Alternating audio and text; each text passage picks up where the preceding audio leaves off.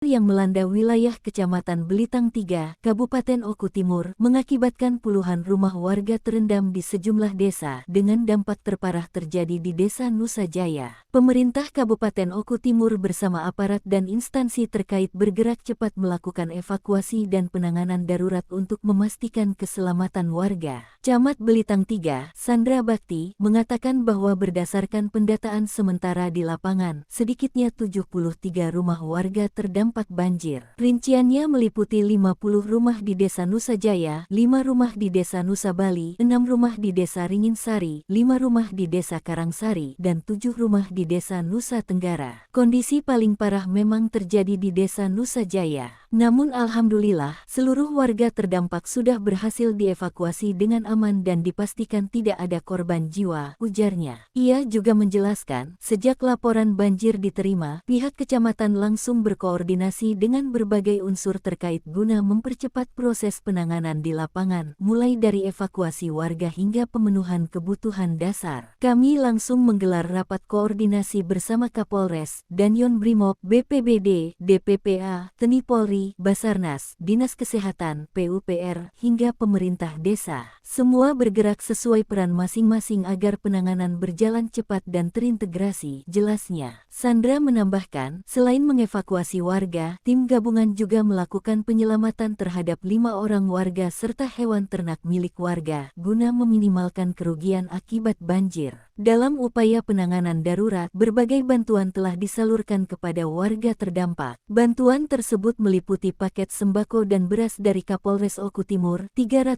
paket bantuan dari pemerintah Provinsi Sumatera Selatan, 500 porsi makanan siap saji dari program MBG, serta 40 porsi nasi bungkus dari DPPA. Bantuan logistik terus kami distribusikan agar kebutuhan dasar warga terpenuhi. Selain itu, kami juga menyiapkan tenda penampungan di Balai Desa Nusa Jaya, posko kesehatan, serta dapur umum yang didukung BPBD Oku Timur, katanya. Untuk menjaga keselamatan masyarakat, akses jalan menuju lokasi banjir sementara dipasangi portal, sementara petugas tetap bersiaga di lapangan guna mengantisipasi kemungkinan banjir susulan. Saat ini situasi sudah kondusif. Warga terdampak sudah tertangani dan terbantukan. Kami tetap siaga dan terus memantau perkembangan kondisi di lapangan, pungkas Sandra.